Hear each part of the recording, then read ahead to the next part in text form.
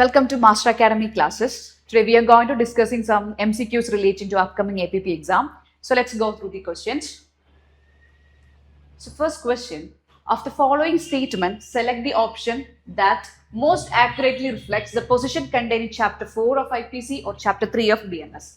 Chapter 4 IPC അല്ലെങ്കിൽ chapter 3 BNS deal ചെയ്യുന്ന എന്തിനെ പറ്റിയാണ്? ജനറൽ എക്സെപ്ഷൻസിനെ പറ്റിയാണ്. ജനറൽ എക്സെപ്ഷൻസിനെ പറ്റി. ജനറൽ എക്സെപ്ഷൻസ് എന്ന് പറഞ്ഞാൽ certain persons are exempt from criminal liability. അതിനെ പറ്റിയാണ് ജനറൽ എക്സെപ്ഷൻസ് പറയുന്നത്.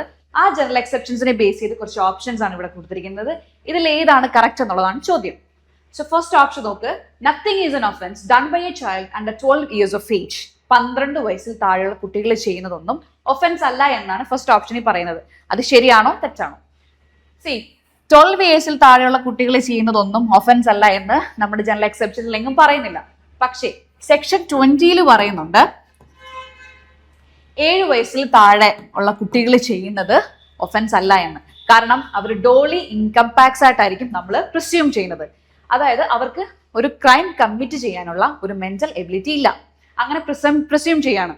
ആ പ്രിസംഷൻ എന്ന് പറയുന്നത് ഇറബട്ടബിൾ പ്രിസംഷൻ ആയിരിക്കും. ഇറബട്ടബിൾ പ്രിസംഷൻ, അതായത് അതൊരിക്കലും നമുക്ക് റിബട്ട് ചെയ്യാൻ പറ്റത്തില്ല.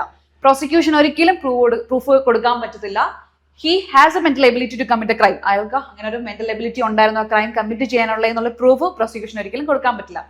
പക്ഷെ in case close B question option ബിയിൽ A child between 7 to 12 years is presumed to have attained sufficient maturity of understanding to judge the nature of consequence of his conduct in a particular occasion. അതായത് ഇവിടെ പറയുന്നത് 7 to 12 years ഏജിലുള്ള കുട്ടികളെ നമ്മൾ presume ചെയ്യണം അവർക്ക് അതിന് mental ability ഉണ്ട് എന്ന്. പക്ഷെ ആക്ട് പറയുന്നത് ഏജ് ബിറ്റ്വീൻ 7 to 12 years ഉള്ള കുട്ടികൾ ചെയ്യുന്നത് ഒഫൻസ് അല്ല. എപ്പോഴാണ് അതൊരു ഒഫൻസ് അല്ലാതിരിക്കുന്നത്?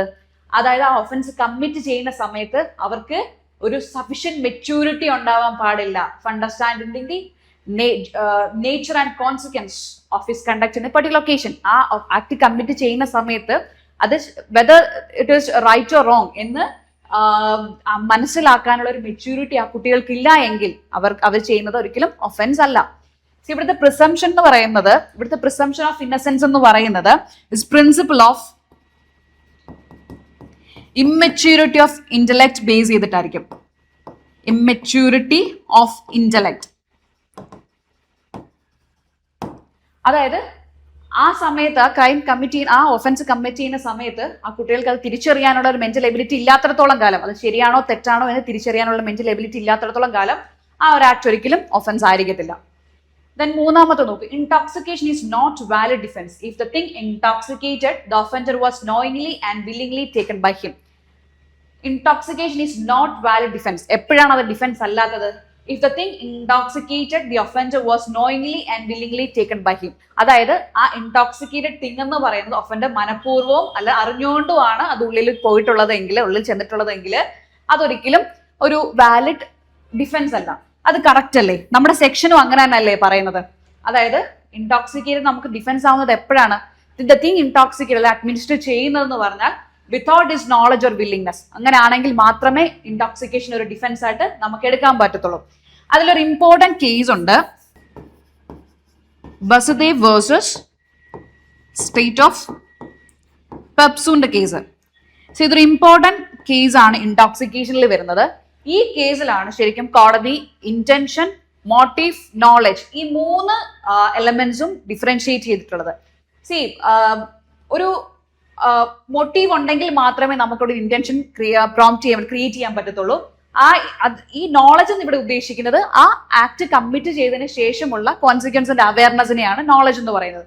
ഈ കേസിൽ എന്ന് പറഞ്ഞാൽ ബസുദേവ്, അതായത് ഇതിൽ അക്യൂസ്ഡ് എന്ന് പറഞ്ഞാൽ ഒരു നന്നായിട്ട് മദ്യപിച്ചിട്ടുണ്ടായിരുന്നു. അയാൾ ഒരു കല്യാണ വീട്ടിൽ ചെല്ലുന്നു. കല്യാണ വീട്ടിൽ ചെന്നിട്ട് അവിടുത്തെ ആളുകളോടൊക്കെ സംസാരിക്കുകയും പങ്കെടുക്കുകയൊക്കെ ചെയ്ത ശേഷം ഫുഡ് കഴിക്കാനായിട്ട് വരുന്നു. ഫുഡ് കഴിക്കാനിരുന്നപ്പം ഒരു തൊട്ടടുത്തിരുന്ന കുട്ടിയോട് കുറച്ചുകൂടെ നീങ്ങിയിരിക്കാനായിട്ട് ആവശ്യപ്പെടുന്നു. ആ കുട്ടി സമ്മതിക്കുന്നില്ല. അയാളെ 2-3 വട്ടം പറഞ്ഞിട്ട് സമ്മതിക്കാത്തപ്പോഴത്തേക്ക് അയാളുടെ പിസ്റ്റൽ എടുത്തിട്ട് വെടിവെക്കുകയാണ് ചെയ്യുന്നത്. അയാൾ ഒരു റിട്ടയർഡ് ആർമി ഓഫീസറോടെയാണ്. പിസ്റ്റൽ എടുത്ത് ആ കുട്ടീനെ വെടിവെച്ച് കൊല്ലുന്നു. സോ ഇവിടുത്തെ അയാളുടെ ഡിഫൻസ് എന്ന് പറഞ്ഞാൽ അയാള് ഫുള്ളി ഇൻടോക്സിക്കേറ്റഡ് ആയിരുന്നു. ആ സമയത്ത് അയാൾക്ക് തിരിച്ചറിയാൻ, അതായത് തെറ്റാണോ ശരിയാണോ തിരിച്ചറിയാൻ പറ്റുന്ന സിറ്റുവേഷൻ ആയിരുന്നു എന്നാണ് പുള്ളി ഡിഫെൻഡ് ചെയ്തത്. പക്ഷെ അവിടെ കോടതി കൊടുത്തൊരു അപ്രോച്ച് എന്ന് പറഞ്ഞാൽ അതിൽ പറഞ്ഞെന്ന് പറഞ്ഞാൽ അയാൾ സ്വന്തമായി അയാൾ മദ്യപിച്ചിട്ടുണ്ടെങ്കിലും സ്വന്തമായി കല്യാണ സ്ഥലത്ത് എത്തുന്നു, ആൾക്കാരുമായിട്ട് സംസാരിക്കുകയും പങ്കെടുക്കുകയൊക്കെ ചെയ്യുന്നു. അതുപോലെ തന്നെ ഫുഡ് കഴിക്കാനായിട്ട് ഇരിക്കുമ്പോൾ ആ കുട്ടിയോട് സംസാരിക്കുന്നതെല്ലാം തെളിയിക്കുന്നത് അയാൾക്ക് ആ സമയത്ത് അയാൾ എന്താ ചെയ്യുന്നത്, അതായത് അതുപോലെ തന്നെ കുട്ടിയെ വെടിവെച്ച ശേഷം അയാൾ ദൂരെ മാറി നിൽക്കുകയും അതിനുശേഷം പിന്നെ ക്ഷമാപണം നടത്തുകയൊക്കെ ചെയ്യാണ് ചെയ്യുന്നത്. അതെല്ലാം കാണിക്കുന്നത് അയാൾക്ക് ആ സമയത്തുണ്ടായിരുന്ന ഒരു ബോധം ഉണ്ടായിരുന്നു എന്നുള്ള ഒരു എവിഡൻസ് ആണ് കാണിക്കുന്നത്. അതുകൊണ്ട് തന്നെ ഇൻടോക്സിക്കേഷൻ ഇവിടെ ഒരു ഡിഫൻസ് ആയിട്ട് എടുക്കാൻ പറ്റത്തില്ലെന്നാണ് കോടതി ബസുദേവ് സ്റ്റേറ്റ് ഓഫ് പെപ്സൂല് പറഞ്ഞത്. ഇൻടോക്സിക്കേഷനിൽ ഒരു ഇമ്പോർട്ടന്റ് കേസ് ആണത്. നെക്സ്റ്റ് എന്ന് പറഞ്ഞാൽ nothing is an offence done by a person who is unsound of mind irrespective of whether they were able to know the nature of the act or whether they were doing right or wrong. See, nothing is an offense done by a person who is unsound of mind. Correct ആണ്. Insane ആയിട്ടുള്ള ഒരാൾ ചെയ്യുന്ന ഒരു act എന്ന് പറയുന്നത് ഒരിക്കലും ഒരു offence അല്ല. പക്ഷെ ഇവിടെ പറയുന്നു irrespective of whether they were able to know the nature of the act or whether they were doing the right or wrong. അങ്ങനെ അല്ലല്ലോ ആക്ച്വലി പറയുന്നത്. ആക്ച്വലി പറയുന്നത് ഇൻസൈൻ ആയിട്ടുള്ള ഒരാൾ ചെയ്യുന്നത് ഒഫൻസ് അല്ല. എപ്പോഴാണ് അത് ഒഫൻസ് അല്ലാതിരിക്കുന്നത്? ആ ആക്ട് കമ്മിറ്റ് ചെയ്യുന്ന സമയത്ത് whether it is right or wrong, അതുപോലെ അയാൾക്ക് ഡിഫറൻഷ്യേറ്റ്, അത് റൈറ്റ് ശരിയാണോ തെറ്റാണോ ഡിഫറൻഷ്യേറ്റ് ചെയ്യാൻ പറ്റാത്തൊരു അവസ്ഥയാണെങ്കിൽ മാത്രമേ നമുക്ക് അൺസൗണ്ട് മൈൻഡ്നെസ് അല്ലെങ്കിൽ ഇൻസാനിറ്റി ഒരു ഡിഫൻസ് ആയിട്ട് എടുക്കാൻ പറ്റത്തുള്ളൂ. അതിലും ഒരു ഇമ്പോർട്ടന്റ് കേസ് ആണ്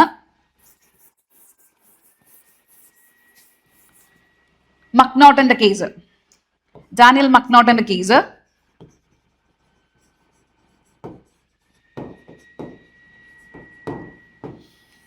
ഡാനിയൽ മക്നോട്ടന്റെ കേസ്, മക്നോട്ടൻസ് റൂൾസ് ആ കേസിൽ നിന്ന് ലേ ഡൗൺ ചെയ്തതാണ്. നമ്മുടെ ഈ സെക്ഷൻ ഈ മക്നോട്ടൻസ് റൂൾ തന്നെയാണ് പറയുന്നത്. അതായത് ഫസ്റ്റ് നമ്മൾ ഏതൊരു പേഴ്സൺ ആക്ട് കമ്മിറ്റ് ചെയ്യുമ്പോൾ ഒരു സെയിം പേഴ്സൺ ആണ് നമ്മൾ പ്രിസ്യൂം ചെയ്യാണ്. അപ്പൊ അവിടെ അയാൾ എന്താ പ്രൂവ് ചെയ്യേണ്ടത്? ആ ആക്ട് കമ്മിറ്റ് ചെയ്യുന്ന സമയത്ത് അയാൾക്ക് അത് കമ്മിറ്റ് ചെയ്യുന്ന സമയത്ത് whether it is right or wrong എന്ന് തിരിച്ചറിയാനുള്ള ഒരു മെന്റൽ എബിലിറ്റി അല്ലെങ്കിൽ തിരിച്ചറിയാനുള്ള ഒരു സിറ്റുവേഷനിൽ ഒരു മാനസികാവസ്ഥ അയാൾക്ക് ഇല്ലായിരുന്നു എന്ന് അയാൾ വേണം പ്രൂവ് ചെയ്യാൻ വേണ്ടിയിട്ട്. അതാണ് ഈ മക്നോട്ടൻസ് റൂളിൽ പറയുന്നത്. അപ്പൊ ഇവിടെ കറക്റ്റ് എന്ന് ഏതാണ്? ഓപ്ഷൻ എ തെറ്റാണ്, ബി തെറ്റാണ്, സി ശരിയാണ്. ഇൻടോക്സിക്കേഷൻ വാലിഡ് ഡിഫൻസ് അല്ലാത്തത് എപ്പോഴാണെന്നാണ് കൃത്യമായിട്ട് അവർ പറയുന്നുണ്ട്. അതുകൊണ്ട് ഉത്തരം എന്ന് പറയുന്നത് ഓപ്ഷൻ സി ആണ്. ദെൻ രണ്ടാമത്തെ ചോദ്യം, a complaint was filed by public prosecutor before a court of session alleging that the accused has committed an offence of defamation against the secretary of government regarding an act in discharge of his duties. So public prosecutor court of section മുന്നിൽ ഒരു complaint കൊടുക്കുകയാണ്. എന്തിനു വേണ്ടിയിട്ട്? Against complaint കൊടുക്കുകയാണ്. Accused ഒരു defamation commit ചെയ്തിട്ടുണ്ട്. ആർക്ക് against? Against the secretary to government regarding an act in discharge of his duties. ഇവിടെ അക്യൂസ് റേസ് ചെയ്ത രണ്ട് കണ്ടൻഷൻസ് ആണ് കൊടുത്തിരിക്കുന്നത്. ഒന്നാമത്തെ എന്ന് പറഞ്ഞാൽ the magistrate alone can take cognizance of that offence. മജിസ്ട്രേറ്റിന് മാത്രമേ ഈ ഒഫൻസിൽ കോഗ്നിസൻസ് എടുക്കാൻ പറ്റത്തുള്ളൂ എന്നാണ് ഒന്നാമത്തെ കണ്ടൻഷൻ. രണ്ടാമത്തെ എന്ന് പറഞ്ഞാൽ since complaint was filed after 6 months, cognizance is barred by limitation. ഈ രണ്ട് കണ്ടൻഷൻസ് ആണ് അയാൾ ഇവിടെ പറഞ്ഞിരിക്കുന്നത്. നോക്കൂ, ഒന്നാമത് നോക്കൂ, a magistrate alone can take cognizance of that offence. ഡിഫമേഷന്റെ കേസിൽ എങ്ങനെയാ? മറ്റ് കേസുകളിൽ നമുക്ക് പറയാം മജിസ്ട്രേറ്റ് മുന്നിൽ കോഗ്നിസൻസ് എടുത്തു കഴിഞ്ഞിട്ട് നേരെ കോർട്ട് ഓഫ് സെക്ഷനിലേക്ക് കമ്മിറ്റ് ചെയ്യുന്നത്. പക്ഷെ ഡിഫമേഷന്റെ കേസിൽ സെക്ഷൻ 222 ക്ലോസ് 2 ഭാരതീയ നാഗരിക സുരക്ഷാ സംഹിതയിൽ പറയുന്നുണ്ട് മജിസ്ട്രേറ്റ് കമ്മിറ്റ് ചെയ്യാതെ തന്നെ, അതായത് നമുക്ക് കോർട്ട് ഓഫ് സെക്ഷന് ഡയറക്റ്റ് ആയിട്ട് കോഗ്നിസൻസ് എടുക്കാം without being committed by the magistrate. ചെയ്യാതെ തന്നെ കോഗ്നിസൻസ് എടുക്കാൻ പറ്റും. സോ ഒന്നാമത്തെ ഓപ്ഷൻ എന്ന് പറയുന്നത് തെറ്റാണ്. അയാൾക്ക് അത് ആ കണ്ടൻഷൻ കറക്റ്റ് അല്ല. രണ്ടാമത്തെ നോക്കൂ, since a complaint was filed after 6 months, cognizance is barred by limitation. അതും സെക്ഷൻ 222 ക്ലോസ് 5 പറയുന്നുണ്ട്. 6 മാസത്തിന്, അതായത് complaint should be filed within 6 months തന്നെ കംപ്ലൈന്റ് കൊടുത്തിരിക്കണം. അപ്പൊ ഇത് 6 മാസത്തിന് ശേഷം കൊടുത്തതായതുകൊണ്ട് തന്നെ cognizance is barred by limitation. Limitation പ്രകാരം കോഗ്നിസൻസ് ബാർഡായി. അപ്പൊ അത് കറക്റ്റ് ആണ്. സോ കണ്ടൻഷൻ ഫസ്റ്റ് ഇൻകറക്റ്റും സെക്കൻഡും ആണ് കറക്റ്റ് എന്ന് പറഞ്ഞത്. സോ ഓപ്ഷൻ ബി ആണ് കറക്റ്റ്. ദെൻ മൂന്നാമത്തെ ചോദ്യം, which scheme is to be mandatorily notified by the state government under section 398 of BNSS? ഭാരതീയ നാഗരിക സുരക്ഷാ സംഹിതയിലെ 398 സ്റ്റേറ്റ് ഗവൺമെന്റ് ഉൾപ്പെടുത്തിയിട്ടുള്ള മാൻഡേറ്ററി ആയിട്ടുള്ള ഒരു സ്കീം ഏതാണെന്നാണ് ചോദിച്ചിരിക്കുന്നത്. ഫസ്റ്റിൽ കൊടുത്തിരിക്കുന്ന ഇലക്ട്രോണിക് ട്രയൽസ് ആണോ, B zero FIR, forensic investigation, witness protection schemes. Actually ഇത് 4 നമ്മുടെ BNSSലുണ്ട്. ഇലക്ട്രോണിക് ട്രയൽസ്, സീറോ FIR വളരെ ഇമ്പോർട്ടന്റ് ആയിട്ടുള്ള ഒരു ക്രൈറ്റീരിയ ആണ് ഇപ്പൊ. കാരണം എന്ന് പറഞ്ഞാൽ ഇപ്പം നമുക്ക് അത് ഒഫൻസ് കമ്മിറ്റ് ചെയ്ത ആ ജൂറിസ്ഡിക്ഷനിൽ തന്നെ, നമുക്ക് ഏത് പോലീസ് സ്റ്റേഷനിലെ ജൂറിസ്ഡിക്ഷനിൽ തന്നെയും നമുക്ക് കംപ്ലൈന്റ് ഫയൽ ചെയ്യാൻ പറ്റും. അതായത് FIR കംപ്ലൈന്റ് ഫയൽ ചെയ്യാൻ പറ്റും. അപ്പം അതായത് അത് അവർക്ക് വേണമെങ്കിൽ എന്ത് ചെയ്യാം, ഇൻവെസ്റ്റിഗേഷൻ ഏത് ജൂറിസ്ഡിക്ഷനിലാണ് നടത്തേണ്ടത് അവിടേക്ക് ആ പോലീസ് സ്റ്റേഷനിലേക്ക് ട്രാൻസ്ഫർ ചെയ്യാൻ പറ്റും. അപ്പം irrespective of whether the crime committed അങ്ങനൊരു ജൂറിസ്ഡിക്ഷൻ നമുക്ക് അങ്ങനെ നോക്കേണ്ട ആവശ്യമില്ല സീറോ FIR വന്നതോടെ. ദെൻ ഫോറൻസിക് ഇൻവെസ്റ്റിഗേഷൻ ഉണ്ട്, വിറ്റ്നസ് പ്രൊട്ടക്ഷൻ സ്കീം. ഇത് ഇമ്പോർട്ടന്റ് ആണ്. വിറ്റ്നസ് പ്രൊട്ടക്ഷൻ സ്കീം എന്ന് പറയുന്നത് അത് ശരിക്കും കൊണ്ടുവന്നത് Mahendra Chawla versus union of India എന്ന് പറയുന്ന കേസിലാണ്. സുപ്രീം കോടതി എന്ത് ചെയ്തു, സുപ്രീം കോടതി അപ്രൂവ്ഡ് സെൻട്രലിന്റെ ഒരു വിറ്റ്നസ് പ്രൊട്ടക്ഷൻ സ്കീം ഡ്രാഫ്റ്റ് ഉണ്ടായിരുന്നു. അത് എന്ത് ചെയ്തു, സുപ്രീം കോടതി അപ്രൂവ് ചെയ്തിട്ട് പറഞ്ഞു എല്ലാ സ്റ്റേറ്റ് ഗവൺമെന്റ്സും ഇത് കമ്പൽസറി ആയിട്ട് നോട്ടിഫൈ ചെയ്തിരിക്കണമെന്ന് അവരുടെ സ്റ്റേറ്റില്. സോ ഇതിനകത്ത് ഒരു 3 ക്രൈറ്റീരിയാസ് ഉണ്ട്, കാറ്റഗറീസ് ഉണ്ട്. കാറ്റഗറി A, B, C എന്ന് പറഞ്ഞിട്ട്. കാറ്റഗറി എയിൽ വരുന്നത് ഈ വിറ്റ്നസിന്റെ അവരുടെ family during the investigation trial ആ സമയത്ത് അവരുടെ ലൈഫിന് എന്തെങ്കിലും ത്രെറ്റനിങ് അങ്ങനെ എന്തെങ്കിലും ഒക്കെ ഉണ്ടെങ്കിൽ പ്രൊട്ടക്ട് ചെയ്യുന്ന ആ ആൾക്കാരെയാണ് കാറ്റഗറി എയിലും. കാറ്റഗറി ബിയിലെന്ന് പറഞ്ഞാല് അഗെയിൻസ്റ്റ് ദി പ്രോപ്പർട്ടി റെപ്യൂട്ടേഷൻ അതിനെ പറ്റിയാണ് കാറ്റഗറി ബിയിൽ പറയുന്നത്. കാറ്റഗറി സിയിൽ കുറച്ചുകൂടി മോഡറേറ്റ് ആയിട്ടുള്ള ത്രെറ്റിനെയൊക്കെ അതാണ് കാറ്റഗറി സിയിൽ പറയുന്നത്. സോ വിറ്റ്നസ് പ്രൊട്ടക്ഷൻ സ്കീം കൊണ്ടുവന്ന കേസ് ചോദിച്ചാൽ പറയണം Mahendra Chawla versus union of India 2019 കേസാണ്. Then ഇനി 4ാമത്തെ ചോദ്യം, under BNSS how many days of completion of arguments the session judge is required to pronounce judgment? ഇപ്പൊ ചോദ്യങ്ങളൊക്കെ വരുന്ന ഒരു ക്വസ്റ്റ്യൻ ആണ് ഇത്. ഇപ്പം നമുക്ക് കൃത്യമായിട്ട് ടൈം പീരീഡ് ഭാരതീയ നാഗരിക സുരക്ഷാ സംഖ്യയിൽ ഇതെല്ലാം എടുത്തു പറയുന്നുണ്ട്. ജഡ്ജ്മെന്റിന്റെ കാര്യത്തിലാണെങ്കിലും അണ്ടർ ട്രയൽ പ്രിസണേഴ്സിന്റെ എല്ലാ കാര്യത്തിലും നമുക്കൊരു ടൈം ലിമിറ്റ് എല്ലാത്തിലും പറയുന്നുണ്ട്. സോ ഇതില് ഓപ്ഷൻ ബി ആണ് കറക്റ്റ്. അതായത് 30 ഡേയ്സിനുള്ളിൽ, അത് പിന്നെ നമുക്ക് 45 ഡേയ്സ് വരെ പോകാം. ജഡ്ജ്മെന്റ് എപ്പോഴാണ് പ്രൊവൈഡ് ചെയ്യുന്നത് കോർട്ട് ഓഫ് സെക്ഷനിൽ ഇങ്ങനത്തെ ഡേറ്റ് വരുന്നതൊക്കെ എപ്പോഴും പഠിച്ചു വെക്കുക. കുറെ ഡേറ്റ്സിന്റെ കാര്യങ്ങളൊക്കെ, ഡിസ്ചാർജ് പെറ്റീഷൻ ഫയൽ ചെയ്യുന്നത്, അങ്ങനെ കുറച്ച് കാര്യങ്ങൾ ഇപ്പം BNSS പുതുതായിട്ട് കൊണ്ടുവന്നിട്ടുണ്ട്. അപ്പൊ അതെല്ലാം നോക്കിയിട്ട് വേണം പോവാൻ. ദെൻ 5ാമത്തെ ചോദ്യം, the maximum period for which under trial prisoner who is a first offender can be detained എത്രയാണെന്നാണ് ചോദിച്ചിരിക്കുന്നത്. അത് ഞാൻ ഇപ്പൊ പറഞ്ഞതല്ലോ അണ്ടർ ട്രയൽ പ്രിസണേഴ്സിന്റെ കാര്യത്തില്. ശരിക്കും സെക്ഷൻ 479 BNSSലാണ് അണ്ടർ ട്രയൽ പ്രിസണേഴ്സിന്റെ പീരീഡ് ഓഫ് ഡിറ്റൻഷനെ പറ്റി പറയുന്നുണ്ട്. സോ ശരിക്കും ഒരു one half of the maximum period of imprisonment and under trial prisoners-ന്റെ ടൈം പീരീഡ് എന്ന് പറഞ്ഞാൽ അത് ഏതൊക്കെ കേസിലാണ്, അതൊരു ഇംപ്രിസൺമെന്റ് ഡെത്തോ ലൈഫ് ഇംപ്രിസൺമെന്റോ ഇല്ലാത്ത കേസുകളിൽ മാത്രമായിരിക്കും ഈ half of the minimum period of imprisonment കൊടുക്കുന്നത്. പക്ഷേ എന്നിട്ട് അതിനുശേഷം അവർക്ക് ബെയിൽ എടുക്കാം. പക്ഷെ ഇവിടെ ചോദിച്ചിരിക്കുന്നത് അതൊരു ഫസ്റ്റ് ടൈം ഒഫൻഡർ ആണെങ്കിൽ എത്രയായിരിക്കും പീരീഡ് ഓഫ് ഡിറ്റൻഷൻ എന്നാണ്. അങ്ങനെ ഒരു ഫസ്റ്റ് ടൈം ഒഫൻഡർ ആണെങ്കിൽ അയാളുടെ പീരീഡ് ഓഫ് ഡിറ്റൻഷൻ എന്ന് പറയുന്നത് 1/3 ആയിരിക്കും. Up to 1/3 of the maximum period for that offence ആയിരിക്കും. അത് നമ്മുടെ പ്രൊവിസോയിൽ പറയുന്നുണ്ട്, 479 BNSSന്റെ പ്രൊവിസോയിൽ പറയുന്നുണ്ട്. അത് നോക്കണം.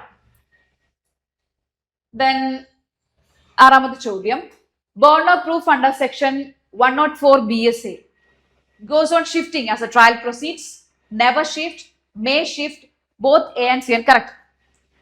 അതായത് ബർണർ പ്രൂഫ് നമ്മുടെ 108 പറയുന്ന ബർണർ പ്രൂഫ് ഷിഫ്റ്റ് ചെയ്യുന്നുണ്ട്. Goes on shifting as A trial proceed. Shift ചെയ്യുന്നുണ്ടോ, ഷിഫ്റ്റ് ചെയ്യുന്നില്ല, ഷിഫ്റ്റ് ചെയ്യാം, അല്ലെങ്കിൽ എയും സിയും ആണ് കറക്റ്റ്. ഇതിൽ ഏതാണ് ചോദ്യം കറക്റ്റ് എന്നാണ് ചോദിച്ചിരിക്കുന്നത്. ബർണർ പ്രൂഫ് എന്ന് പറഞ്ഞാൽ എന്താണ്, നമ്മളിപ്പം ഒരു സ്യൂട്ട് ഫയൽ ചെയ്യാണ്. ഒരു സ്യൂട്ട് ഫയൽ ചെയ്യുന്ന സമയത്ത് ഇപ്പം അതായത് ഒരു സ്യൂട്ട് എ എന്ത് ചെയ്യുന്നു, ബിക്ക് എഗൻസ്റ്റ് ആയിട്ട് ഒരു സ്യൂട്ട് ഫയൽ ചെയ്യാണ്. ഫോർ ദ പൊസഷൻ, ബിയുടെ പൊസഷനിൽ ഒരു പ്രോപ്പർട്ടി ഇരിപ്പുണ്ട്. ആ പ്രോപ്പർട്ടിയുടെ ഓണർ എ ആണെന്നും പറഞ്ഞ് ഒരു സ്യൂട്ട് ഫയൽ ചെയ്യാണ്. എന്നിട്ട് കുറച്ച് ഫാക്ട്സുകളൊക്കെ പറയുന്നുണ്ട്. എന്താണ് എ ഓണർ ആവാൻ കാരണത്തെ കുറച്ച് ഫാക്ട്സ് ഒക്കെ അസേർട്ട് ചെയ്യുന്നുണ്ട് കോടതിയുടെ മുന്നിൽ. അപ്പൊ എന്ത് ചെയ്യണം, എ ഡിസൈർ ചെയ്യുന്ന എന്താണ്, എക്ക് ഫേവർ ആയിട്ട് കോർട്ട് ഒരു ജഡ്ജ്മെന്റ് കൊടുക്കണം എന്നാണ് എ ഡിസൈർ ചെയ്യുന്നത്. അപ്പൊ എന്താണ് ഇവിടുത്തെ ബർണർ പ്രൂഫ് ആർക്കാണ് അത് പ്രൂവ് ചെയ്യേണ്ടത്, എയ്ക്കാണ് ബർഡൻ ഓഫ് പ്രൂഫ്, എ ആണ് ബർഡൻ ഓഫ് പ്രൂഫ് പ്രൂവ് ചെയ്യേണ്ടത്. അതായത് എന്തുകൊണ്ടാണ് ആ ഫാക്ട്, അപ്പം ഇന്ന കാരണങ്ങൾ കൊണ്ടാണ് ഞാൻ ഓണർ ആയത്, അല്ലെങ്കിൽ ഇന്ന കാരണങ്ങൾ കൊണ്ട് എനിക്ക് ഓണർഷിപ്പ് വേണം എന്നുള്ള രീതിയിൽ ആരാണത് പ്രൂവ് ചെയ്യേണ്ടത്? എ ആണ് പ്രൂവ് ചെയ്യേണ്ടത്. കാരണം എക്കാണ് ആവശ്യം എന്ത് ചെയ്യണം, കോടതി എയുടെ ഫേവറായിട്ട് ജഡ്ജ്മെന്റ് പാസ് ചെയ്യണമെന്ന് പറയുന്നത്. അതുകൊണ്ട് തന്നെ എ ഇവിടുത്തെ ബർഡൻ ഓഫ് പ്രൂഫ് എന്ന് പറയുന്നത്, ബർഡൻ ഓഫ് പ്രൂവിംഗ് എന്ന് പറയുന്നത് എ ആയിരിക്കും. ഇൻ കേസ് ഇതുപോലെ സ്യൂട്ട് ഫയൽ ചെയ്തു. സ്യൂട്ട് ഫയൽ ചെയ്ത ശേഷം എന്ത് ചെയ്തു, ഇവർ രണ്ടുപേരും എവിഡൻസ് ഒന്നും കൊടുത്തിട്ടില്ല. അതായത് എയും കൊടുത്തിട്ടില്ല. എന്തുകൊണ്ടാണ് ഓണർ എന്നുള്ളതിന് എവിഡൻസ് ഒന്നും എയും കൊടുത്തിട്ടില്ല. ഇപ്പം തന്റെ പൊസിഷനിലാണ്, ബിയുടെ പൊസിഷനിലാണ് പ്രോപ്പർട്ടി ഇരിക്കുന്നത്, ബിയും എവിഡൻസ് ഒന്നും കൊടുക്കുന്നില്ല.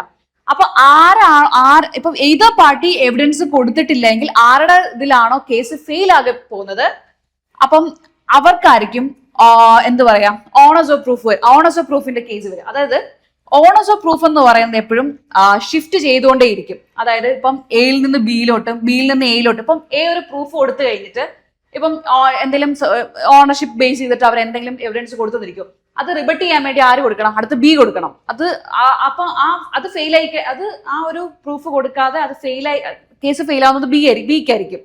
അപ്പം ബിയുടെ ഓണേഴ്സ് ഓഫ് പ്രൂഫ് ആണ് അത് പ്രൂവ് ചെയ്യേണ്ടത്. അത് ഇനി ബി വേറെ എന്തെങ്കിലും അതിനനുസരിച്ച് എന്തെങ്കിലും പ്രൂഫ് കൊടുത്തിട്ടുണ്ടെങ്കിൽ പിന്നെ അത് ചെയ്യുന്നത് എ ആയിരിക്കും. അങ്ങനെ എന്ത് ചെയ്യും, ഓണേഴ്സ് ഓഫ് പ്രൂഫ് എപ്പോഴും ഷിഫ്റ്റിംഗ് ആയിരിക്കും. പക്ഷെ ബർഡൻ ഓഫ് പ്രൂഫ് ഒരിക്കലും ഷിഫ്റ്റ് ചെയ്യില്ല. അതായത് ആദ്യം സ്യൂട്ട് ഫയൽ ചെയ്യുന്നു, എ ഡിസേർവ് ചെയ്യുന്നുണ്ട്, എന്ത് ചെയ്യുന്നത്, എനിക്ക് അനുകൂലമായിട്ട് വിധി വരണം എന്ന് എ പറയുന്നുണ്ടെങ്കിൽ ആ ബർഡൻ ഓഫ് പ്രൂഫ് എയിൽ മാത്രമായിരിക്കും. അത് എനിക്ക് എന്റിൽ ഫേവറായിട്ട് തന്നെ വിധി വരണം ഡിസൈർ ചെയ്യുന്ന ആ ആളിലായിരിക്കും ബർഡൻ ഓഫ് പ്രൂഫ്. അതൊരിക്കലും ബിയിലേക്ക് ഷിഫ്റ്റ് ചെയ്യുന്നില്ല. പക്ഷെ ഓണേഴ്സ് ഓഫ് പ്രൂഫ് എന്ന് പറയുന്നത് ഇപ്പം ഏത് പാർട്ടി നമ്മൾ എവിഡൻസ് കൊടുത്തില്ല, രണ്ട് പാർട്ടീസും എവിഡൻസ് കൊടുത്തിട്ടില്ല എങ്കിൽ ആരുടെ ഭാഗത്തു നിന്നാണോ അത് ആ കേസ് ഫെയിൽ ആയി പോകുന്നത്, അതായത് ആ കേസിൽ ഫെയിൽ വരുന്നത്, അവർക്കായിരിക്കും ഓണേഴ്സ് ഓഫ് പ്രൂഫ് എന്ന് പറഞ്ഞാൽ. അപ്പൊ അതെന്ത് ചെയ്യും, അത് ഷിഫ്റ്റിംഗ് ആയിരിക്കും. ഇപ്പൊ ഇയാൾ എവിഡൻസ് കൊണ്ടുവന്നുണ്ടെങ്കിൽ അത് റിബട്ട് ചെയ്യാൻ വേണ്ടിയിട്ട് ഇയാൾ അടുത്ത എവിഡൻസ് കൊണ്ടുവരണം. അങ്ങനെ ഓണേഴ്സ് ഓഫ് പ്രൂഫ് എപ്പോഴും ഷിഫ്റ്റ് ആയിക്കൊണ്ടിരിക്കും. ബർഡൻ ഓഫ് പ്രൂഫ് ഒരിക്കലും ഷിഫ്റ്റ് ചെയ്യത്തില്ല. Next, what is the purpose for which an FIS can be used? FIS എന്ന് പറഞ്ഞാൽ ഫസ്റ്റ് ഇൻഫർമേഷൻ സ്റ്റേറ്റ്മെന്റ് ആണ്. ഫസ്റ്റ് ഇൻഫർമേഷൻ സ്റ്റേറ്റ്മെന്റ് എന്ന് പറഞ്ഞാൽ നമ്മൾ ആക്ച്വലി ഇത് ഇൻസ്റ്റന്റ് സ്റ്റേജിൽ കൊടുക്കുന്ന ഒരു സ്റ്റേറ്റ്മെന്റ് ആണ് FIS എന്ന് പറഞ്ഞാൽ. അതായത് ഇതിനെ ബേസ് ചെയ്തിട്ടായിരിക്കും നമ്മുടെ FIR ഒക്കെ റിപ്പോർട്ട് തയ്യാറാക്കുന്നത്. FIS എന്ന് പറഞ്ഞാൽ നമുക്ക് എങ്ങനെയുള്ള കൊടുക്കാം, വിളിച്ചു ഫോണിൽ കൂടെ പറയുമോ, അല്ലെങ്കിൽ നമുക്കൊരു അലേർട്ടാണ്, പോലീസിന് കൊടുക്കുന്ന ഒരു ഒഫൻസ് കമ്മിറ്റ് ചെയ്തു എന്ന് പറഞ്ഞ് പോലീസിന് കൊടുക്കുന്ന അലേർട്ട് പോലാണ് FIS എന്ന് പറയുന്നത്, ഫസ്റ്റ് ഇൻഫർമേഷൻ സ്റ്റേറ്റ്മെന്റ്. അതെന്തിനാണ് നമ്മൾ യൂസ് ചെയ്യുന്നത്? For contradiction, for corroboration, for only contradicting or corroborating the maker of the statement, for contradicting or corroborating prosecution witness. അപ്പൊ നമ്മൾ ആരെ കോൺട്രഡിക്ട് ചെയ്യാൻ വേണ്ടിയിട്ടാണോ, അല്ലെങ്കിൽ കൊറാബറേഷൻ കണക്ഷൻ കൊണ്ടുവരാൻ വേണ്ടിയിട്ടാണോ, കൊറാബറേറ്റ് ചെയ്യാൻ വേണ്ടിയിട്ടാണോ, then for only contradicting or corroborating maker of the statement, അതായത് ആ സ്റ്റേറ്റ്മെന്റ് കൊടുത്ത ആൾക്ക് കൊടുത്ത ആളെ കോൺട്രഡിക്ട് ചെയ്യാനോ കൊറാബറേറ്റ് ചെയ്യാൻ വേണ്ടിയിട്ടാണോ, ഫോർ കോൺട്രഡിക്റ്റിംഗ് കൊറാബറേറ്റിംഗ് പ്രോസിക്യൂഷൻ വിറ്റ്നസ്. ഇത് ഏതാണ് കറക്റ്റ് എന്നാണ് ചോദ്യം. FIS സ്റ്റേറ്റ്മെന്റ് ഒരിക്കലും ഒരു സബ്സ്റ്റാൻറ്റീവ് പീസ് ഓഫ് എവിഡൻസ് അല്ല, അതൊരു പ്രൈമറി പീസ് ഓഫ് എവിഡൻസ് ആയിട്ട് നമുക്ക് കണക്കാക്കാൻ പറ്റില്ല. അപ്പൊ അത് എന്തായിട്ടാണ് എടുക്കുന്നത്? അത് ആരാണോ ഫസ്റ്റ് ഇൻഫർമേഷൻ സ്റ്റേറ്റ്മെന്റ് ആരാണോ കൊടുക്കുന്നത് അവരെ കോൺട്രഡിക്ട് ചെയ്യാൻ വേണ്ടിയിട്ടോ കൊറാബറേറ്റ് ചെയ്യാൻ വേണ്ടിയിട്ടോ മാത്രമായിരിക്കും FIS നമ്മൾ യൂസ് ചെയ്യുന്നത്. സോ ഓപ്ഷൻ സി ആണ് കറക്റ്റ്. കോൺട്രഡിക്ഷൻ കറക്റ്റ് ആണ്, കൊറാബറേഷൻ കറക്റ്റ് ആണ്. പക്ഷെ അത് എന്താ ചെയ്യുന്നത്, അത് ആരാണോ ആ സ്റ്റേറ്റ്മെന്റ് കൊടുക്കുന്നത്, മേക്കർ ഓഫ് ദി സ്റ്റേറ്റ്മെന്റ്, അവരെ കോൺട്രഡിക്ട് ചെയ്യാനും കൊറാബറേറ്റ് ചെയ്യാനും ഇത് യൂസ് ചെയ്യും. ദെൻ എട്ടാമത്തെ ചോദ്യം, in A warrant case alleging the commission of the offense punishable under section 326 IPC, the magistrate found that no weapon had been used and injuries caused were simple. Then the hence a plea of the accused was recorded under section 323 IPC. അപ്പൊ ആദ്യം 326 IPC ആയിരുന്നു, അതായത് voluntary causing grievous hurt by weapons. പിന്നീട് അത് section 323 voluntary causing ഹർട്ടിലായിട്ട് മാറി. അപ്പൊ ഇവിടെ the case was then converted to a summons case. Warrant case summons case ആയിട്ട് കൺവേർട്ട് ചെയ്തെന്നാ പറയുന്നത്. The provision enabling the which provision enabling the magistrate to do the same? ഏത് provision പ്രകാരമാണ് ആ മജിസ്ട്രേറ്റിന് അങ്ങനെ ചെയ്യാൻ പറ്റുന്നതെന്നാണ് ചോദ്യം. സി ഓപ്ഷനിൽ പറയുന്നത് there is no provision to convert a warrant case to summons case. Then B യിൽ പറയുന്നത് convert under section 259 CRPC, convert under section 269 CRPC, convert under section 262 CRPC. See, നമ്മുടെ സെക്ഷൻ 259 CRPC യിൽ പറയുന്നതെന്ന് പറഞ്ഞാൽ എങ്ങനെ ഒരു സമൻസ് കേസ് വാറന്റ് കേസ് ആയിട്ട് നമുക്ക് കൺവേർട്ട് ചെയ്യാൻ പറ്റുന്നു. പക്ഷെ ഒരു നമ്മുടെ CRPC ഒരു സെക്ഷനിലും പറയുന്നില്ല ഒരു വാറന്റ് കേസ് സമൻസ് കേസ് ആയിട്ട് കൺവേർട്ട് ചെയ്യാൻ. സോ ദർ ഇസ് ഇപ്പൊ ഇതാണ് correct, there is no provision to convert a warrant case to summons case. പക്ഷേ നമുക്ക് എന്ത് ചെയ്യാം, സമൻസ് കേസ് വാറന്റ് കേസ് ആയിട്ട് കൺവേർട്ട് ചെയ്യാൻ പറ്റും. അത് സെക്ഷൻ 259 CRPC പറയുന്നുണ്ട്. ദെൻ 9ാമത്തെ ചോദ്യം, in which of the following amendments the words nothing in article shall apply to any amendments made under article 368 were inserted? Important ആണ്. ഈ അമെന്റ്മെന്റ്സ് എല്ലാം ഇമ്പോർട്ടന്റ് ആണ്. 22nd അങ്ങനെ അധികം ചോദിച്ച് ഞാൻ കണ്ടിട്ടില്ല. പക്ഷെ 24th, 42nd, 44th amendment, 42nd amendment എന്ന് പറയുന്ന ഒരു മിനി കോൺസ്റ്റിറ്റ്യൂഷൻ തന്നെയാണ് പറയുന്നത്. അതിനകത്ത് കുറെ കാര്യങ്ങൾ കൊണ്ടുവന്നിട്ടുണ്ട്. ഇന്റഗ്രിറ്റി, സോഷ്യലിസം, സെക്യുലറിസം, ഇതെല്ലാം കൊണ്ടുവന്നത് 42nd അമെന്റ്മെന്റിലാണ്. അതുപോലെ തന്നെ നമ്മുടെ ഫണ്ടമെന്റൽ ഡ്യൂട്ടീസ് കൊണ്ടുവന്നത് 42nd അമെന്റ്മെന്റിലാണ്. പിന്നെ fundamental directive principle of state policy കുറച്ചുകൂടി ഇലാബറേറ്റ് ചെയ്തതും അതുപോലെ 42nd അമെന്റ്മെന്റിലാണ്. അതുപോലെ തന്നെ primacy over directive principle directive principle of state policy over fundamental rights, ഇതെല്ലാം കൊണ്ടുവന്നത് ഈ പറയുന്ന 42nd അമെന്റ്മെന്റിലാണ്. 42nd അമെന്റ്മെന്റ് ഭയങ്കര ഇമ്പോർട്ടന്റ് ആണ്. ദെൻ 44th അമെന്റ്മെന്റ് എല്ലാവർക്കും അറിയാം. നമ്മുടെ പ്രോപ്പർട്ടി ഫണ്ടമെന്റൽ റൈറ്റിലായിരുന്നു പ്രോപ്പർട്ടി ഉണ്ടായിരുന്നത്. അത് മാറ്റി 300A റൈറ്റ് ടു പ്രോപ്പർട്ടി ഒരു ലീഗൽ ഒരു കോൺസ്റ്റിറ്റ്യൂഷണൽ റൈറ്റ് മാത്രമാക്കിയത് 300A 44th അമെന്റ്മെന്റിലൂടെയാണ്. So then 24th amendment important. 24th amendment പഠിക്കുമ്പോൾ പഠിക്കേണ്ട കേസസ് ആണ് important. Shankari Prasad versus union of India, ഇത് ഈ കേസിലാണ്. ഫസ്റ്റ് കേസിൽ ആദ്യം പറഞ്ഞത് ലോ ഒരിക്കലും ലോ എന്ന് പറയുന്നതിൽ അമെന്റ്മെന്റ് ഒരിക്കലും ഇൻക്ലൂഡഡ് അല്ല. ലോ എന്ന് പറയുന്നത് ബൈലോസ്, ഓർഡേഴ്സ്, അതൊക്കെയാണ്. അമെന്റ്മെന്റ് ഒരിക്കലും ലോ അല്ല എന്നാണ് Shankari Prasad versus union of ഇന്ത്യയിൽ പറഞ്ഞത്. Sajjan Singh versus union of ഇന്ത്യയിൽ ഓൾറെഡി അപ്ഹൾഡ് ചെയ്യുക ചെയ്തത്. ഇനി ഗോലക്നാഥ് വേഴ്സസ് യൂണിയൻ ഓഫ് ഇന്ത്യയിൽ ഇതെല്ലാം ഓവർ റൂൾ ചെയ്തുകൊണ്ട് വന്നു. ലോ എന്ന് പറയുന്ന ലോയിനകത്ത് എന്താണ് അമെന്റ്മെന്റും ഉണ്ട് എന്നാണ് ഗോലക്നാഥ് വേഴ്സസ് യൂണിയൻ ഓഫ് ഇന്ത്യയുടെ കേസിൽ പറഞ്ഞത്. പക്ഷെ അതും ഓവർ റൂൾ ചെയ്തുകൊണ്ട് വന്ന കേസാണ്. Important case Kesavananda Bharati versus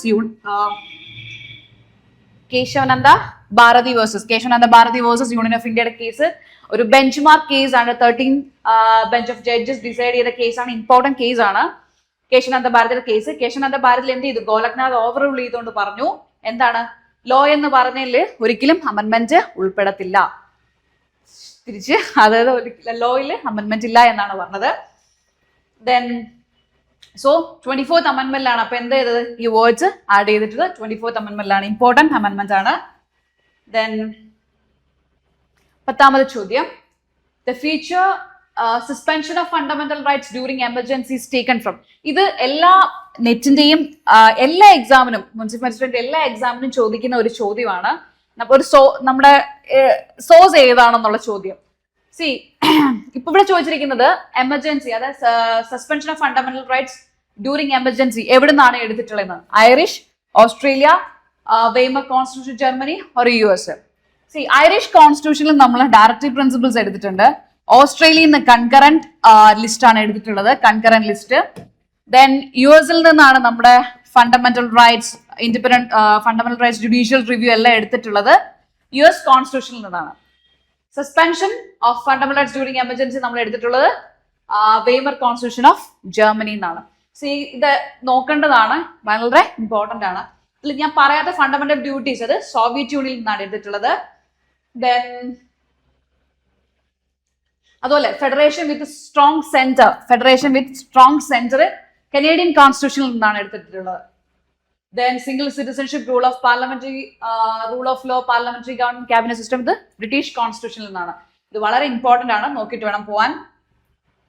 Then 11ാമത്തെ ചോദ്യം, which of the following parties can file an application for plea bargaining before a court of law under section 290 of BNSS? Section 289 കൃത്യമായിട്ട് പറയുന്നുണ്ട് ആർക്കാണ് ഫയൽ ചെയ്യുന്നുള്ള കാര്യം. അതായത് ഓപ്ഷൻ നോക്കൂ, the prosecutor within A period of 30 days from the framing of charge The complainant within a period of 30 days from the framing of charge. The person accused of an offence within a period of 30 days of charge. Obviously, the person accused of an offence within a period of 30 days. Accused ആയിട്ടായിരിക്കും എന്ത് ചെയ്യാൻ പറ്റുക?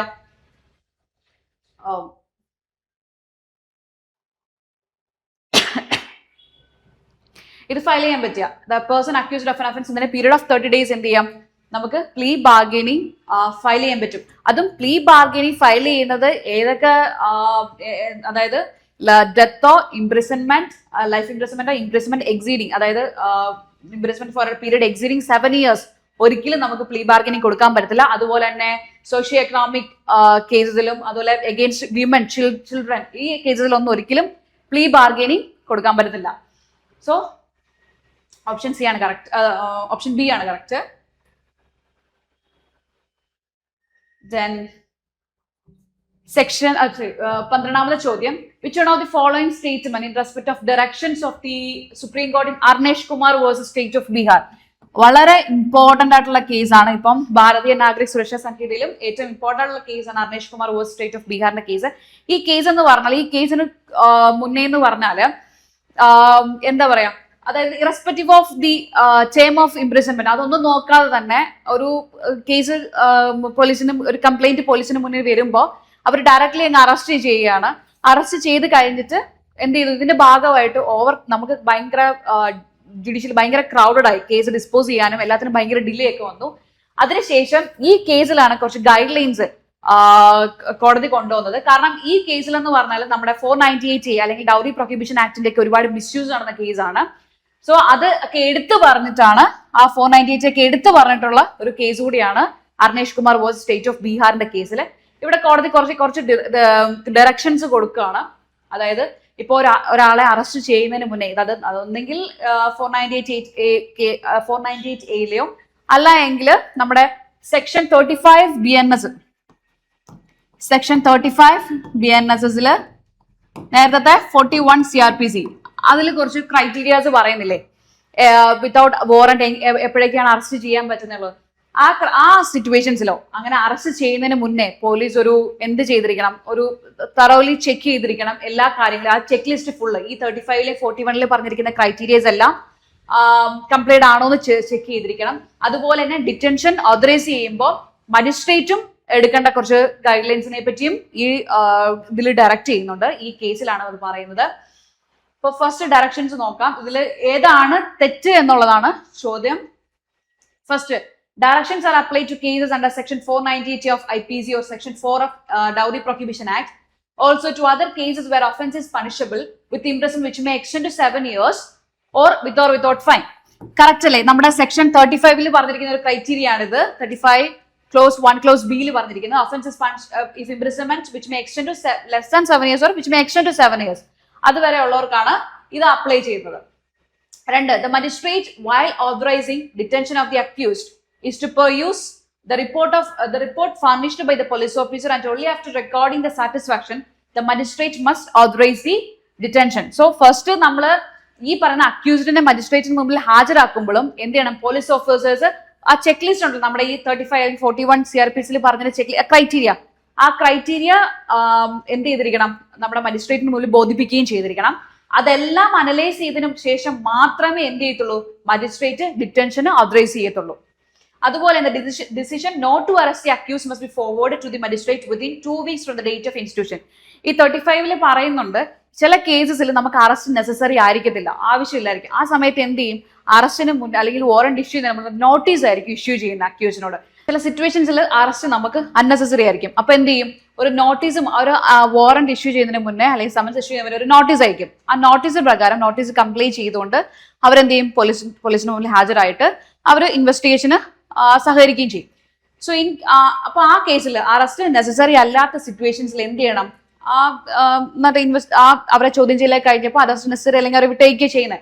അപ്പൊ അങ്ങനെയുള്ള situations എന്ത് ചെയ്യണം, മജിസ്ട്രേറ്റിന് 2 weeks within the 2 weeks from the date of the institution of the case with a copy to the magistrate for the reasons to be recorded in right. അത് എന്തുകൊണ്ട് അറസ്റ്റ് ചെയ്യുന്നില്ല, നെസസറി അല്ലാത്തത് എന്തുകൊണ്ട് എന്നുള്ളത് 2 ആഴ്ച മുന്നേ, അതായത് 2 weeks within 2 weeksനുള്ളിൽ ഒരു റിപ്പോർട്ട് മജിസ്ട്രേറ്റിന് മുന്നിൽ ഹാജരാക്കിയിരിക്കണം എന്തുകൊണ്ട് അറസ്റ്റ് നെസസറി അല്ല എന്നുള്ളത്. Then under section 498A of IPC, a judicial magistrate may authorize arrest without recording reasons. അതല്ലല്ലോ നമ്മൾ ഇത്രയും നേരം പറഞ്ഞത് തന്നെ എന്ത് ചെയ്യുന്നത്, അറസ്റ്റ് ചെയ്യുന്നതിന് മുന്നേ പോലീസ് പാലിക്കേണ്ട കാര്യങ്ങളും അതുപോലെ മജിസ്ട്രേറ്റ് ഡിറ്റൻഷന് മുന്നേ എന്ത് ചെയ്തിരിക്കണം, ഇതെല്ലാം അനലൈസ് ചെയ്തതിന് ശേഷം മാത്രമേ ഡിറ്റൻഷൻ ഓതറൈസ് ചെയ്യാൻ പറ്റൂ എന്നാണ് അർണേഷ് കുമാറിൽ പറഞ്ഞിരിക്കുന്നത്. അപ്പൊ ഈ പറയുന്ന ഓപ്ഷൻ എന്ന് പറയുന്നത് തെറ്റാണ്. സോ ഡി ആണ് തെറ്റ്. Then which of the following offences has been introduced in BNS ഭാരതീയ ന്യായ സംഹിതയിൽ പുതുതായിട്ട് ഇൻട്രൊഡ്യൂസ് ചെയ്ത ഒഫൻസ് ഏതാണെന്ന് ചോദിച്ചിരിക്കുന്നത്. വയറിസം ഓൾറെഡി ഉണ്ടായിരുന്നതാണ് IPC-ലും, അഫ്രെ ഓൾറെഡി ഉണ്ടായിരുന്നതാണ്, ഹാർബറിംഗ് ഡെസേർട്ട് ഓൾറെഡി ഉണ്ടായിരുന്നതാണ്. അപ്പൊ പുതുതായിട്ട് വന്നതെന്ന് പറഞ്ഞാൽ സ്നാച്ചിങ് ആണ്. സെക്ഷൻ 304 BNS-ലാണ് സ്നാച്ചിങ് വന്നത്. ഇത് ആക്ച്വലി തെഫ്റ്റ് തന്നെയാണ്. തെഫ്റ്റ് എപ്പോഴാണ് സ്നാച്ചിങ് ആവുന്നതെന്ന് പറയാം. തെഫ്റ്റ് എന്താണെന്ന് അറിയാലോ, movable property without the consent of that person നമ്മൾ ഔട്ട് ഓഫ് പൊസിഷനിൽ എടുക്കുമ്പോഴാണ്. ഡിസോണസ്റ്റ്, അത് എടുത്ത് പറയുന്നത് ഡിസോണസ്റ്റ് ഇന്റന്റ് ആയിരിക്കണം. അപ്പം തെഫ്റ്റ് എപ്പോഴാണ് സ്നാച്ചിങ് ആവുന്നതെന്ന് പറഞ്ഞാൽ ക്വിക്കലി അല്ലെങ്കിൽ forcibly grabs that thing, movable property നമ്മൾ പെട്ടെന്നോ അല്ലെങ്കിൽ ഫോഴ്സിബിളി ഇങ്ങനെ അവരുടെ പൊസിഷനിൽ നിന്ന് എടുക്കുമ്പോഴാണ് അത് സ്നാച്ചിങ് ആവുന്നത്. സോ പുതുതായിട്ട് വന്ന ഒഫൻസ് എന്ന് പറഞ്ഞാൽ സ്നാച്ചിങ് ആണ്. Section 304 BNS. Then 14ാമത്തെ ചോദ്യം. In Chetan versus State of Karnataka, decided on 30 May 2005, the Supreme Court deals with each of the following issues. അപ്പം Chetan versus State of Karnataka important case ആണ്. കർണാടകയിൽ decide ചെയ്തിട്ടുള്ളത് എന്തിനെ base ചെയ്തിട്ടുള്ളതാണെന്ന് ചോദ്യം. So, on the conviction based on complete chain of circumstantial evidence, the importance of primary evidence in the proceeding, the mode and extent of accepting electronic record as primary evidence, accepting the oral admissions as secondary evidence. Actually, ഇതാണ് correct. Conviction based on complete chain of circumstantial evidence ആണ്. അതായത് ഈ കേസിൽ ഒരു ചെയ്തൻ എന്ന് പറയുന്ന അക്യൂസ്ഡും എന്ത് ചെയ്തു, അക്യൂസ്ഡ് വിക്രം എന്ന് പറയുന്ന ഒരാളെ കൊന്നു. അതില് കോടതി ഇയാളുടെ ഗിൽറ്റി പ്രൂവ് ചെയ്തത്, അതായത് ഇയാളുടെ ഒരു ഗിൽറ്റി പ്രൂവ് ചെയ്ത് complete chain of circumstantial evidence base ചെയ്തിട്ടാണ്. ഇവിടെ എന്ന് പറഞ്ഞാല് 3-4 കാര്യങ്ങൾ കോടതി നമ്മുടെ സർക്കംസ്റ്റാൻഷ്യൽ എവിഡൻസിന്റെ എലമെന്റ്സ് ആണ്. ഒന്ന് ലാസ്റ്റ് സീൻ തിയറി, അതുപോലെ തന്നെ ഫോറൻസിക് എവിഡൻസ്,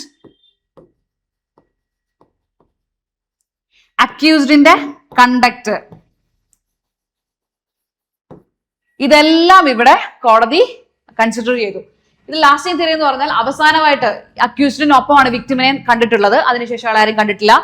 അതുപോലെ തന്നെ ഈ ഒരു ഈവൻ ഡേയ്സ് ആണെങ്കിൽ കൂടിയും ഒരു ബ്രേക്ക് വന്നിട്ടുണ്ട്. അതായത് ബോഡി റിക്കവർ ചെയ്തതും ഈ ലാസ്റ്റ് സീൻ തിയറി നമ്മൾ ബ്രേക്ക് ഒരു ഗ്യാപ്പ് ഉണ്ട്. പക്ഷെ ആ ഗ്യാപ്പ് ഫില്ല് ചെയ്തത് ഈ ഫോറൻസിക് എവിഡൻസ് ആണ്. അതായത് ഒന്ന് വെപ്പൺ റിക്കവർ ആയിട്ടുണ്ട്, ചെയ്യാൻ ഉപയോഗിച്ച വെപ്പൺ റിക്കവർ ചെയ്തിട്ടുണ്ട്. അതുപോലെ തന്നെ ബാലിസ്റ്റിക് എക്സ്പേർട്സ് പ്രൂവ് ചെയ്യാൻ പറ്റിയിട്ടുണ്ട്. അതായത് ആ ഗൺ വൂണ്ടും ഗണ്ണും തമ്മിലുള്ള ഒരു match. And the conduct of the അക്യൂസ്ഡിന്റെ കണ്ടക്ട് നമ്മൾ സെക്ഷൻ 6 ഓഫ് BSA പറയുന്നുണ്ട്. മോട്ടീവ് പ്രിപ്പറേഷൻ, അതുപോലെ പ്രീവിയസ് സബ്സിക്വന്റ് കണ്ടക്റ്റിനെ പറ്റി, അതായത് ഒഫൻസ് കമ്മിറ്റ് ചെയ്തതിന് മുന്നേയും അതിനുശേഷമുള്ള അക്യൂസ്ഡിന്റെ കണ്ടക്റ്റിനെ പറ്റി അത് ഒരു റെലവന്റ് ഫാക്ട് ആണ്. ഓക്കെ, അപ്പൊ ഇവിടെ എന്ത് ചെയ്തു, അക്യൂസ്ഡ് അബ്സ്കോണ്ടഡ് ആയി. അതുപോലെ തന്നെ ഫോൾസ് കുറെ സ്റ്റേറ്റ്മെന്റ്സും കുറച്ച് എവിഡൻസ് ഒക്കെ പുള്ളി പ്രൊവൈഡ് ചെയ്യാൻ തുടങ്ങി. അതൊക്കെ കാണിക്കുന്നത് ഇതെല്ലാം കൂടെ ലിങ്ക് ചെയ്തിട്ടാണ് കോടതി ഈ ഫുൾ ലിങ്ക് ചെയ്തിട്ട് കോടതി ഇയാളെ കുറ്റക്കാരനാണെന്ന് കണ്ടെത്തി ചെയ്തത്. സർക്കംസ്റ്റാൻഷ്യൽ എവിഡൻസസിൽ എപ്പോഴും ഇമ്പോർട്ടന്റ് എന്ന് പറഞ്ഞാൽ നമ്മൾ എപ്പോഴും ശ്രദ്ധിക്കേണ്ടത് 5 ഗോൾഡൻ പ്രിൻസിപ്പിൾസ് ആണ്. അതായത് അത് ആദ്യം ശരിക്കും കൊണ്ടുവന്നത് ഹനുമന്ത് വേഴ്സസ് സ്റ്റേറ്റ് ഓഫ് മധ്യപ്രദേശിന്റെ കേസിലാണ് കോടതി അത് ലീഡ് ഡൗൺ ചെയ്തത്. എന്നാൽ Sharad Birdhichand Sarda versus state of Maharashtra ഒരു സ്യൂസൈഡ് കേസ് ആണ്. ഇതിലാണ് കോടതി എന്ത് ചെയ്തത്, ആ 5 ഗോൾഡൻ പ്രിൻസിപ്പിൾസ് ഡിസ്ക്രൈബ് ചെയ്തിട്ടുള്ളത് ഈ Sharad Birdhichand Sarda versus state of മഹാരാഷ്ട്രയുടെ കേസിൽ. അത് 5 ഗോൾഡൻ പ്രിൻസിപ്പിൾസ് എല്ലാം കൂടി ഒന്ന് കൺക്ലൂഡ് ചെയ്ത് നമ്മൾ പറയുന്ന പറഞ്ഞാല് നമ്മൾ ആ സർക്കംസ്റ്റാൻസസ് ഫുള്ളി ആ circumstances chain of circumstances full നമ്മൾ എസ്റ്റാബ്ലിഷ് ചെയ്തിരിക്കണം. അത് എസ്റ്റാബ്ലിഷ് ചെയ്യേണ്ടതെന്ന് പറഞ്ഞാല് അതിന്റെ ആ ഒരു ഹൈപ്പോസിസ് നമ്മൾ എടുക്കുന്ന ഹൈപ്പോസിസ് ഒരിക്കലും എന്ത് ആവാൻ പാടില്ല, അക്യൂസ്ഡ് അല്ലാതെ വേറൊരാളും, അതായത് ആ അക്യൂസ്ഡിന്റെ ഒരു മിയർ ഇന്നസെൻസ് പോലും നമ്മളവിടെ കൊണ്ടുവരാൻ പാടില്ല. ഫോർ റീസണബിൾ ഡൗട്ടിൽ എന്തായിരിക്കണം, അയാൾ തന്നെയാണ് അക്യൂസ്ഡ് എന്ന് നമ്മൾ ഫുള്ളി എസ്റ്റാബ്ലിഷ് ചെയ്തിരിക്കണം ആ സർക്കംസ്റ്റാൻഷ്യൽ എവിഡൻസ് പ്രകാരം. ഓക്കെ, ഇതാണ് ഈ കേസിൽ പറഞ്ഞിട്ടുള്ളത്. ദെൻ 15ാമത്തെ ചോദ്യം, which of the following statement according to the BSA are correct? ഇതിൽ ഏതാണ് ശരിയെന്നാണ് നമ്മുടെ ഭാരതീയ സാക്ഷ്യാധിനിയം പ്രകാരം. When the question is whether a person shown in possession of a house is its owner, the burden proving that he is not the owner is on the person who affirms that he is not the owner. So when the question is whether a person shown in, അതായത് മറ്റൊരാളുടെ പൊസിഷനിലാണ് ആ property, the burden proving that he is not the owner is on the person who affirms that he is not the owner. അത് section as such നമുക്ക് പറയുന്നുണ്ട്. Section ആസച്ചിൽ തന്നെ അത് തന്നെയാണ് പറയുന്നത്. പ്രൂഫ് ഓഫ് ഓണർഷിപ്പ് സെക്ഷൻ 130 പറയുന്നുണ്ട്. Then 108 burden of proving that case of accused comes within its exceptions. അതാണ് ഇപ്പുറത്ത് പറയുന്നത്. അതായത് the burden of proving that the case of the accused comes with any of the general exceptions in the BNS is on the prosecution എന്നാണ് ഇവിടെ പറയുന്നത്. തെറ്റാണ്, പ്രോസിക്യൂഷനിലല്ല, അത് accused തന്നെയാണ് പ്രൂവ് ചെയ്യേണ്ടത്. അതായത് ഞാൻ നേരത്തെ പറഞ്ഞ ഇൻടോക്സിക്കേഷൻ അല്ലെങ്കിൽ ഇൻസാനിറ്റിയുടെ കേസിൽ അത് ആരാണ് പ്രൂവ് ചെയ്യേണ്ടത്? അക്യൂസ്ഡ് തന്നെയാണ് പ്രൂവ് ചെയ്യേണ്ടത്. അപ്പം ഇത് ശരിയാണ്. The question whether the a person shown in possession of a house is its owner, the burden of proving that he is not the owner is on the person who affirms that he is not the owner. അത് asset ഞാൻ പറഞ്ഞ പോലെ section as such പറയുന്നുണ്ട്. Then 16ാമത്തെ ചോദ്യം, which of the following statement is correct? The President of India can seek advisory opinion of the Supreme Court only on question which involve interpretation of any of the provisions of the Constitution. Section അല്ല, article 143 നമ്മുടെ president advisory opinion നമ്മൾ supreme കോടതി എടുക്കാമെന്ന് article 143 പറയുന്നത്. അതിൽ ഇവിടെ ആദ്യം പറയുന്ന സ്റ്റേറ്റ്മെന്റ് എന്ന് പറയുന്നത് എന്താ, ഇന്റർപ്രിട്ടേഷൻ ഓഫ് കോൺസ്റ്റിറ്റ്യൂഷന്റെ ഇതിൽ മാത്രമേ നമുക്ക് അഡ്വൈസറി ഒപ്പീനിയൻ ചോദിക്കാൻ പാടുള്ളൂ എന്നാണ്. അത് തെറ്റാണ്.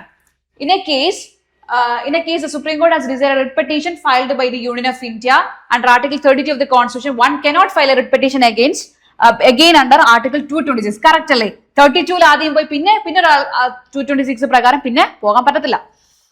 The advice given by the Supreme Court under Article 143 of the Constitution is binding. തെറ്റല്ലേ? അത് മാൻഡേറ്ററി ഒന്നുമില്ല, വേണമെങ്കിൽ എടുക്കാതിരിക്കാം, അത് ബൈൻഡിങ് അല്ല. Then Article 32 and Article 226 are entirely identical. അതും തെറ്റല്ലേ? രണ്ടും രണ്ടല്ലേ?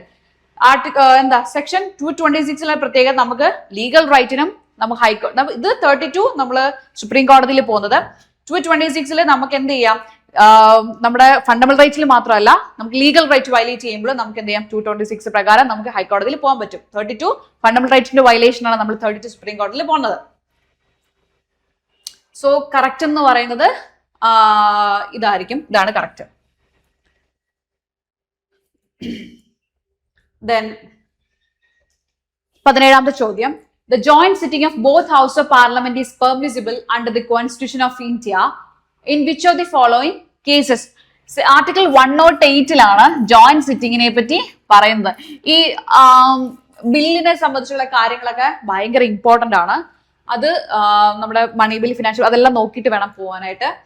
അപ്പൊ ഇവിടെ പറഞ്ഞത് ഒന്ന്, നമുക്ക് ഏതൊക്കെ സിറ്റുവേഷൻസിലാണ് ജോയിന്റ് സിറ്റിംഗ് പെർമിസിബിൾ ആയിട്ടുള്ളതെന്നാണ് പറഞ്ഞത്. ഒന്നെന്ന് പറയുന്നത് ഇവിടെ പറയുന്നത് to consider a bill passed by the house of people but rejected by the council of state.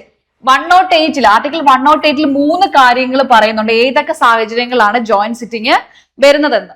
ഒന്ന് പറയുന്നുണ്ട്, അതായത് ഒരു ബില്ല് ഒരു ഹൗസ് പാസ് ചെയ്തു, മറ്റേ ഹൗസിലേക്ക് ട്രാൻസ്ഫർ ചെയ്തിട്ട് ആ ഹൗസ് ആ ബില്ല് റിജക്ട് ചെയ്യുവാണെങ്കിൽ. രണ്ടാമത്തെ കാര്യം, ബോത്ത് ഹൗസസ് ബില്ലിൽ കൊണ്ടുവന്ന അമെന്റ്മെന്റ് ഡിസഗ്രി ചെയ്യുവാണെങ്കിലോ. അല്ലെങ്കിൽ മൂന്നാമത്തെ കാര്യം എന്ന് പറയുന്നത്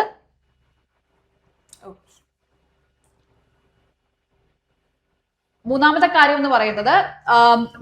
എന്ന് പറയുന്നത് 6 മാസം, അതായത് ഒരു ഹൗസ് പാസ് ചെയ്ത് മറ്റേ ഹൗസിലേക്ക് പോയി 6 months ലാപ്സ് ആയി പോയിട്ടുണ്ടെങ്കിൽ എന്ത് ചെയ്യാം, ജോയിന്റ് സിറ്റിംഗ് നമുക്ക് വിളിക്കാം. ആർക്കാണ് ഈ ജോയിന്റ് സിറ്റിംഗ് വിളിക്കാൻ പറ്റുന്നത്? പ്രസിഡന്റിനായിരിക്കും ജോയിന്റ് സിറ്റിംഗ് വിളിക്കാൻ പറ്റുന്നത്.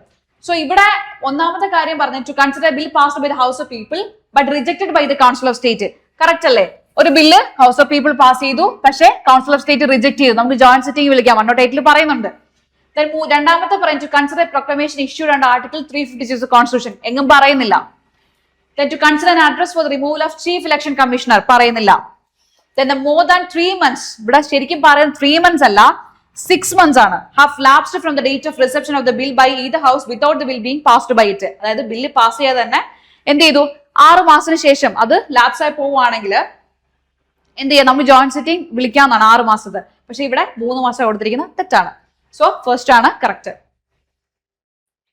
ദെൻ 18ാമത്തെ ചോദ്യം, the constitutionality of marital rape exception under the provision defining offense of rape was deliberated upon by the High Court in which of the following judgments. നിങ്ങൾ ഈ cases നമുക്ക് option ആയിട്ട് വരുവാണെങ്കിൽ, case ചോദിക്കുകയാണെങ്കിൽ എപ്പോഴും മാക്സിമം എലിമിനേറ്റ് ചെയ്യാൻ ശ്രമിക്കുക. അതായത് നമുക്ക് അറിയാവുന്ന സാധനങ്ങൾ നമ്മൾ എലിമിനേറ്റ് ചെയ്യുക. C, Joseph Shine versus union of ഇന്ത്യയുടെ കേസ് നമ്മുടെ അഡൽട്ടറിയുടെ കേസാണ്. അത് ഇതുമായിട്ട് യാതൊരു ബന്ധമില്ല. സോ അത് അല്ല. ഇനി Indian young lawyers association versus state of Kerala, Sabarimala കേസാണ്, അതുമല്ല. The Naz foundation versus government of NCT Delhi, ഇത് പറയുന്നത് നമ്മുടെ LGBTQ റൈറ്റ്സിനെ പറ്റിയാണ്. അപ്പം അതുമല്ല. സോ നമുക്ക് ബാക്കിയുള്ളത് ഖുഷ്ബു സേഫി വേഴ്സസ് യൂണിയൻ ഓഫ് ഇന്ത്യയുടെ കേസാണ്. ആക്ച്വലി ഇത് തന്നെയാണ് എന്താ ചെയ്യുന്നത്, മാരിറ്റൽ റേപ്പിന്റെ എക്സെപ്ഷൻസിനെ പറ്റി ഇപ്പോഴും ഒരു നടന്നുകൊണ്ടിരിക്കുന്ന ഒരു ചർച്ച നടന്നുകൊണ്ടിരിക്കുന്ന കേസ് ഇതാണ്, ഖുഷ്ബു സേഫി വേഴ്സസ് യൂണിയൻ ഓഫ് ഇന്ത്യയുടെ കേസ്. സി, നമ്മുടെ BNS 63 എക്സെപ്ഷൻ 2, അതായത് എന്ത് ചെയ്യുന്ന നമ്മുടെ ഒരു നേരത്തെ IPC എന്ന് പറഞ്ഞാൽ 15 വയസ്സിൽ താഴെ അല്ല എങ്കിൽ ഹസ്ബൻഡും വൈഫ് നമുക്കൊരിക്കലും ഹസ്ബൻഡിന് വൈഫ് റേപ്പ് കമ്മിറ്റ് ചെയ്യാൻ പറ്റത്തില്ല എന്നാണ് പറയുന്നത്, 15 വയസ്സ് താഴെ അല്ല എങ്കിൽ IPC. പക്ഷെ ഇതിപ്പോ 15 മാറ്റി ഇപ്പൊ 18 ആയിട്ടുണ്ട്. ഭാരതീയ ന്യായ സംഹിതയിൽ സെക്ഷൻ 63 എക്സെപ്ഷൻ 2, അതായത് not being the age of 18 years, അതായത് 18 വയസ്സിൽ താഴെ അല്ല എങ്കിൽ അത് റേപ്പ് അല്ല എന്നാണ് പറയുന്നത്. ഈ 18 വയസ്സ് താഴെയാണെങ്കിൽ അത് റേപ്പാണ്. സോ അത് ഓർത്തിരിക്കുക. സെക്ഷൻ 63 ഇതാണ് കേസ്. ദെൻ 19ാമത്തെ ചോദ്യം, considering the following statement in the light of BNS ഭാരതീയ ന്യായ സംഹിത, first theft accompanied with the fear of instant death is robbery. Correct ആണ്, സെക്ഷനിൽ തന്നെ പറയുന്നുണ്ട്. Then a thing while being attached to earth is also capable of being the subject of the offense of theft. Subject of offense of theft എപ്പോഴും എന്താണ്, movable property ആണ്. Movable property ആണ്. So അതുകൊണ്ട് തന്നെ ഇത് തെറ്റാണ്. Next, robbery committed by 4 or more person is considered dacoity. സെക്ഷനിൽ പറയുന്നുണ്ട് 5 ആണ്. 5 or more persons ആണ് എന്ത് ചെയ്യുന്നത്, ഡക്കോറ്റി കമ്മിറ്റ് ചെയ്യാൻ പറ്റത്തുള്ളൂ. സോ അതുകൊണ്ട് തന്നെ അതും തെറ്റാണ്. This is correct.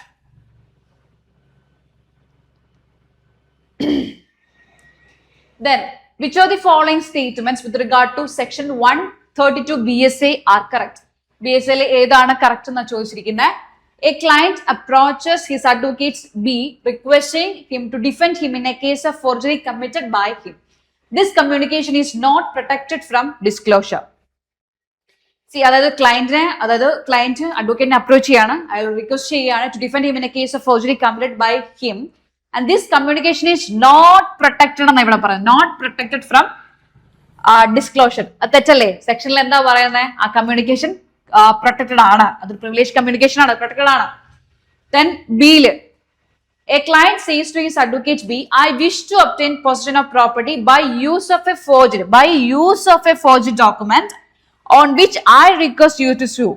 അതായത് അയാൾ obtain fraud, അതായത് possession of property, ഒരു പ്രോപ്പർട്ടി അയാൾക്ക് പൊസഷന്റെ ആവശ്യമുണ്ട്, അതിനുവേണ്ടി അയാൾ എന്ത് ചെയ്യുന്നു, use of a forged document on which I request you to zoo.